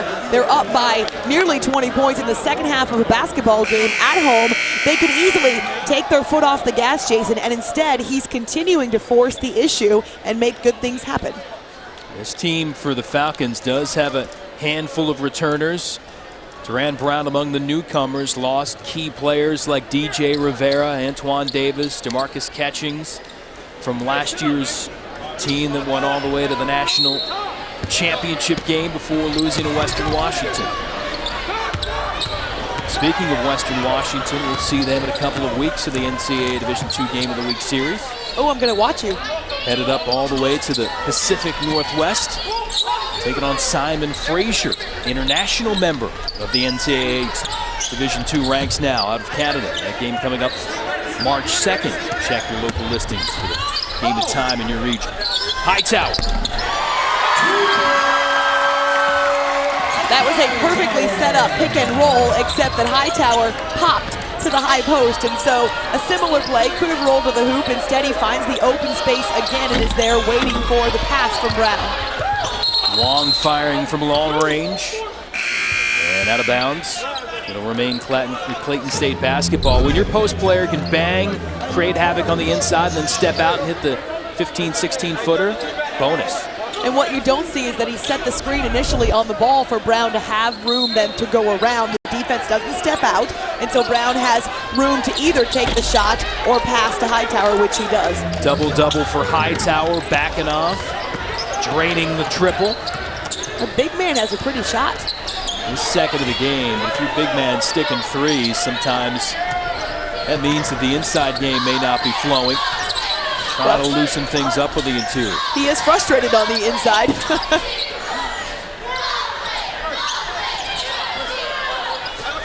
Hightower. Rebound, Danny Cummins off the bench. Out of Charlotte, North Carolina with a rebound. And you think Cummins wants to make an impact in this game after he missed those 2 free throws late against Clayton State a week ago, and that allowed Shedrick then to win the game with the 3. But had he hit those 2 free throws, the triple by Shedrick only would have tied it. And so he won't forget that. No college basketball player who cares ever does. Those are the ones that provide you the nightmares. And a chance for redemption quickly, only a week later. Now Cummins hit the deck, his 3 off the mark. At the other end, Shedrick off the feed from Henry foul. Now the Lakers not going down without a fight.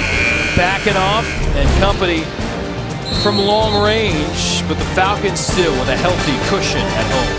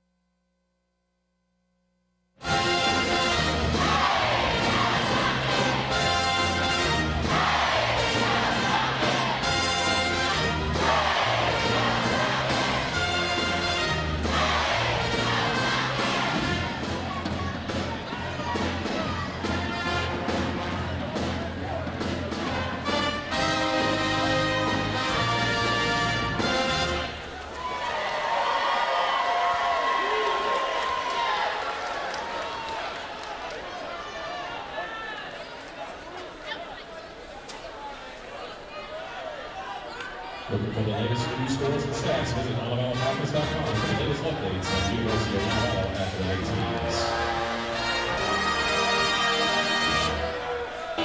news. Connect with friends and alumni and discuss everything Division II on the D2 Facebook page. Check it out online. Well, the #1 percentage team shooting the 3 in D2 is Montevallo. And how do they do it? Well, they have good shooters and they take good threes. They also take quick threes. The fact is they need no room or time. They do not hesitate. They launch the second they get it. Credit the passers for setting them up with the perfect spot. Note in that package that it hasn't been Teran Brown who is the star of the show for them. Instead, Ryan May and Jonas Brown shooting 6 of 9 from downtown, so they are responsible for all 6 triples in this game. And while Teran Brown is struggling, he's 0 of 3 from downtown, these guys have found a way to pick him up, and that's what good teams do. They break their huddles with the shout of family, and you're seeing that in operation today because it takes all of these guys to get back to the national championship game. They had about 43% from beyond the arc on the year. They're 6 of 15, 40% in this game as a squad. And again, they will be a tough out in the postseason for anybody. And Clayton State will as well. They have all the tools, all the pieces that they need. Now, they're overmatched today. They got into an offensive drought. Defensively, there was a letdown. But they also are playing their best basketball when they should. And if they make the conference tournament, could really be a headache for a seed above them. Teran Brown working on Wong. Fitzgerald, he's had some nice looks out of the high post. 2-man game with Hightower. That one tipped out. Marvin Fitzgerald, his cousin Jerry, played at Louisville. Brief NBA stretch with the Nets, and in the NBA D League, now playing in the top Italian Pro League. Marvin, close bond with Jerry, growing up over the years. Hightower wheeling in 2 more. He can move as well as backing off, Cam. That time, the fact that he's got the full head of steam, who wants to stand in his way, but has good vision from the top of the post and is able to get down inside toward the glass. 19 now for Derico Hightower, along with a 10 rebound. And I know that we focus so much on the three-point shooting, as we should, because Jonas Brown, Teran Brown, and Ryan May can all light it up and really fill the hoop. But this is an inside-out team. Early on, when the triples weren't falling, it was Fitzgerald and Hightower who were attacking the glass, both ends of the court, and Hightower with the double-double has elevated his play in this game, and the rest of the team has followed. So it's really a chicken and egg scenario, Jason, because what comes first? Does the inside open up when you hit the threes? Well, in this situation, as the defense has collapsed inside on Hightower and Fitzgerald, it's opened things up on the outside for the three-point shooters. And that's really relayed in the stat sheet, too, for Montevallo. When you look, 4 of the 5 starters are in double figures, and the one starter that's not Fitzgerald, we mentioned his passing to the high post, he's got 3 assists, too. Everything flowing right here for the Falcons, except maybe on that possession where they tossed it away, 12th turnover of the game. But Danny Young got to be pleased, well, maybe not in that one sequence, but pleased with the overall body of work here in this contest. Sure, his number one reason for why they dropped back-to-back games, including their first one at home, was their lack of intensity and their lack of a sense of urgency and really being excited about the court and the stretch run and the chance to go into the conference tournament and replicate what they did last year. And he's seeing that today from his team. Shedrick able to hit a little inside the arc, so the 2 and the timeout. Still a 15-point cushion for the Falcons here, as Gordon Gibbons talks about it. You can visit www.d2sa.org and find a student-athlete resource for a former, current, and future NCAA Division II student-athlete to discover and share why so many people complain with pride that they chose Division II. Coach Gibbons still coaching, and Coach Young, maybe this game, it'll be such a good experience. They played well. He'll want to go back and look at the tape of this one. Maybe, although I don't think that's his modus operandi. I really do believe that he had to break out of form and out of mold to watch the tape of these last couple of games, but was desperate to figure out what it was that was wrong with his club. And I think by forcing them to watch the tape, they understand it now too. And he and the assistants will break it down and kind of go over the specifics with the players. He'll do it even though he doesn't like to do it. But very rarely makes his guys watch tape. He said that when he played, his coaches never made him watch tape.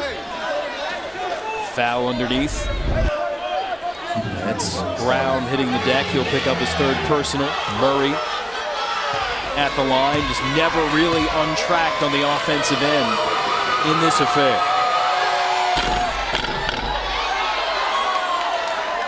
So something to work on for Coach Gibbons and the Lakers, and again, critical games down the stretch to try to shoehorn their way in the Peach Belt Conference postseason. This team made the NCAAs in 2007 and 2008, Sweet 16 run in that second campaign in 08. And they won the tournament championship that year as well. Falcons break the pressure and leave it in the hands of Teran Brown. And wanting to take as much time off the clock here as they can. With every possession, let the shot clock run down. No need to shoot early and give the ball back to the Lakers. Teran Brown, reverse, almost. Fitzgerald.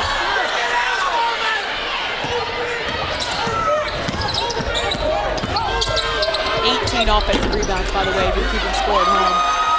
And another one overall for Hightower as he continues on his double-double. He's a point away from a 20-10-plus game.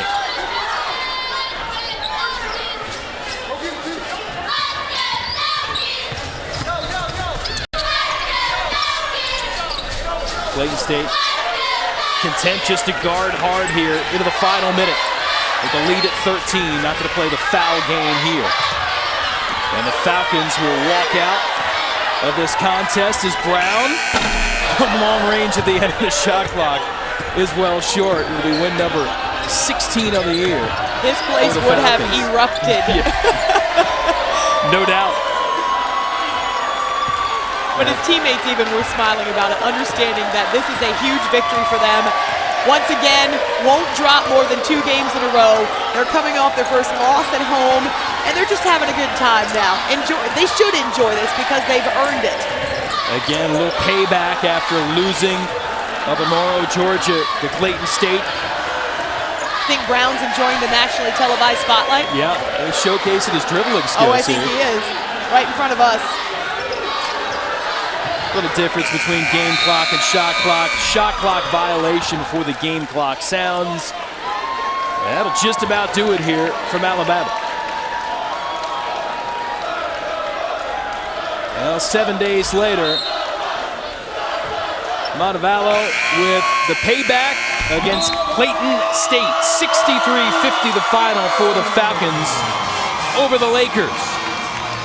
They improved it 16-8. Clayton State falls to 12-12 on the season. Once again, the final score 63-50. Join us next week. NCAA Division II Game of the Week series to Raleigh, North Carolina, and the women defending D2 national champ Shaw against Johnson C. Smith. For Amy Lawrence, Ken Anderson, this is Jason App. So long from Montevallo University, the University of Montevallo here in Alabama. Falcons win at home.